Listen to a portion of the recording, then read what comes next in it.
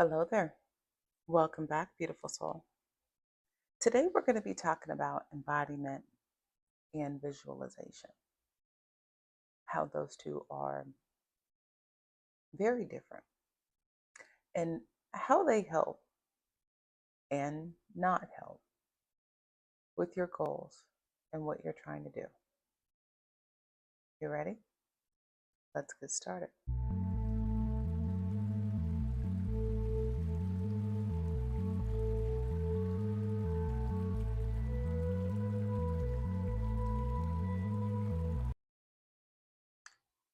So, visualization is mental, embodiment is behavioral. You can picture yourself, your future self, let me say that, your future self in so many different situations, right?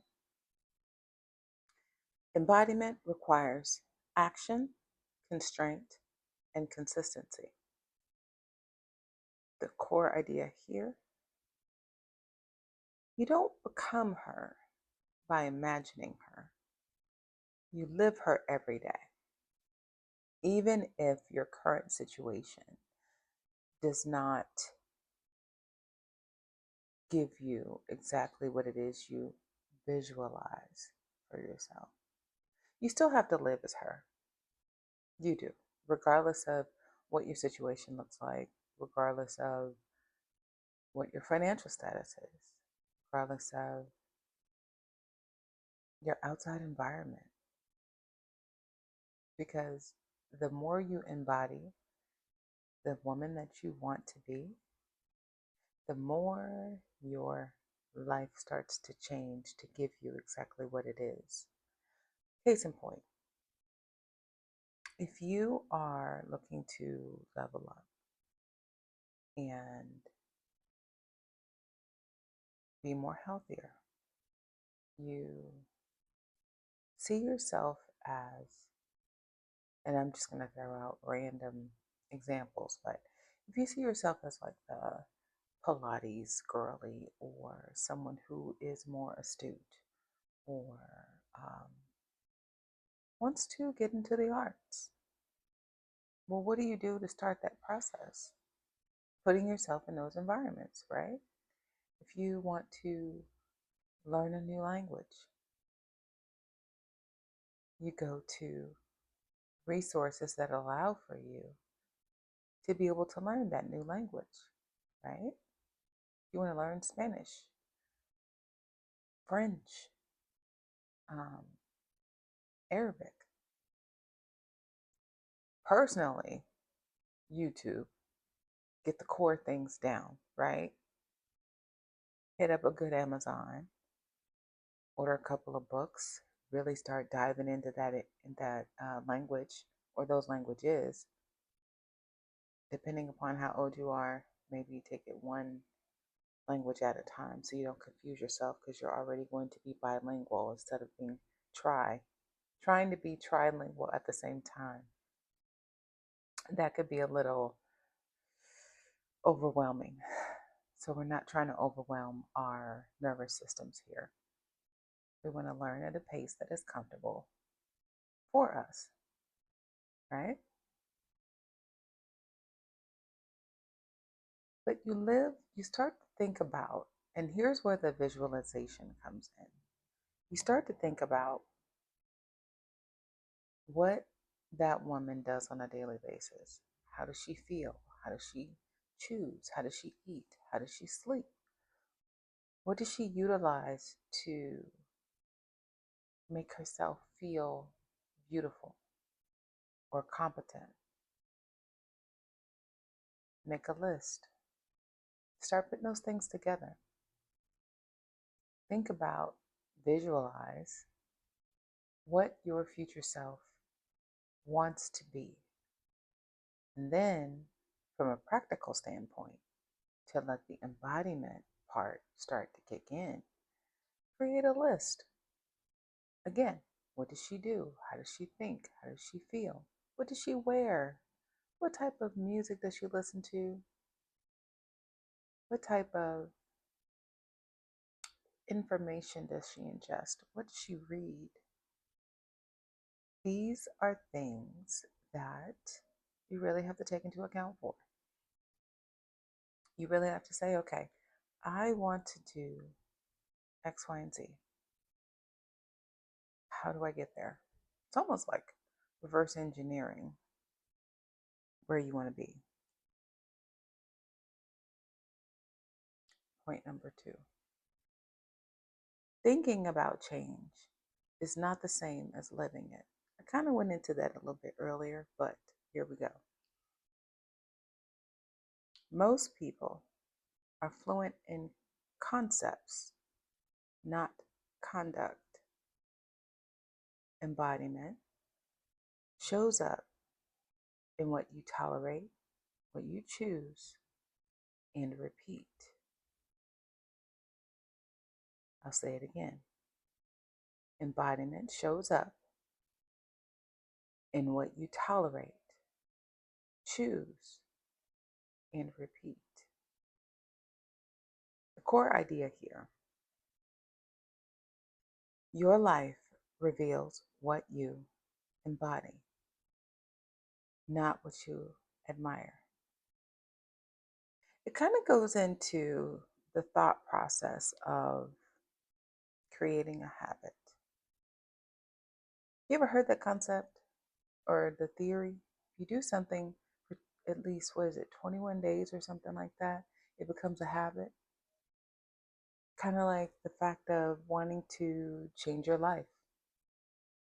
You want to change your life and you reverse engineer and you start thinking about the things, the little nuanced things that will help you to get to the overarching picture. It's a vibe. It really is. At least I could tell you from personal experience. I made a decision that I wanted my life to be a certain way. I wanted experiences, certain experiences. I wanted to be around certain environments, certain people, certain foods. So I started reverse engineering and planning out what my future self looks like. And spoiler alert, it's not a one and done thing. It is a series of choices that you make that get you to being the person that you want to be. Everything from your thought process, which in my opinion needs to be the first thing. If you want to live a certain life, if you want to make changes to your current environment, it starts with what you think about, what you consume. And I don't mean just food and water. From a mindset standpoint, sometimes I will sound cliche when I say, as a man thinketh, what is it? So it happens, or so it does, or something like that. But it's true. It really is true. What you focus on, what you think about, you make those physical changes. It's something about making the decision, correlating that with action, starts to make changes in your life to where everything just flows and it goes and it's beautiful. So, next point. This is a good one. Embodiment requires discomfort.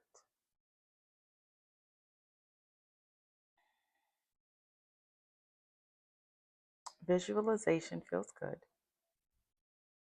Embodiment feels grounding. Sometimes boring,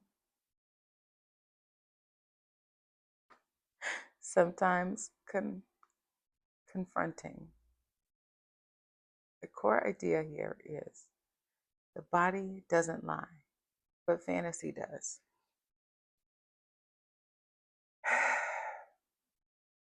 Change is good. Let's get that out the way. Change is absolutely good. But sometimes that process, oh boy, oh boy. That process can be boring as shit. Full stop. It is, I've had days where it's so quiet and I feel like nothing is happening, but yet everything is shifting. My mindset is shifting. My vibe is shifting. My body is shifting. Um, so I've come up with this saying: there's magic in the mundane. I'll let that sit with you for a moment. There's magic in the mundane. Because, baby, when you're used to chaos and you're used to survival mode, everything is noisy or staticky or foggy. Like there's always something going, going, going, going. And then when you get clarity, it's the most beautiful, boring thing I've ever experienced in my life. And I will not change it for the world. Flat out. I won't. It's quiet right now. I have some lo-fi playing in the background. I hear like, a random bird or, my life is quiet. My phone is quiet. And I love that for me. I'm able to think. I'm able to feel. I'm able to breathe. I'm able to grow. I'm able to focus on what I want for my life.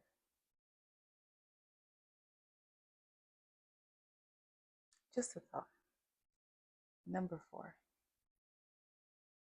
Identity is formed through repetition. You don't just step into your new self. That's like stepping into a new job and it's a higher title. First thing you're like, well, what am I supposed to do now? That's what this is like. That's the best parallel I can give you on that. You don't just step into a new self. You build her through daily alignment. The core idea here is embodiment is quiet, but it's permanent. So here's the thing. To become your best self, your leveled up self, your higher level self, it's not a one and done thing. Again, it goes back to that habit stacking, habit creating, habit forming. You do something for 21 days, it becomes a habit. Full stop. It becomes a habit. You get used to living a certain way. You get used to enjoying things in a certain way. You get used to the higher level of things. Best example that comes immediately to mind is first class flights. If you have never taken a first class flight and you're always the one that's in like the back of the plane, right? And one day you say, I want to get on the plane first. I want to see what it feels like to have people watch me sitting down while I'm drinking my whatever spirit or water or whatever it is, right? So, first off, the reason why you even sat in the back of the plane is because you save money, right?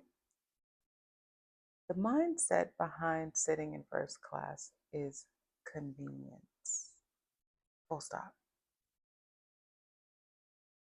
Not to say that you won't have some level of convenience while sitting in the back of a plane, but when you are in first class, It's a vibe. Once I made that decision to let me see what y'all doing over here in first class. The most I would do now is sit in that little, was that prime pre section just behind first class.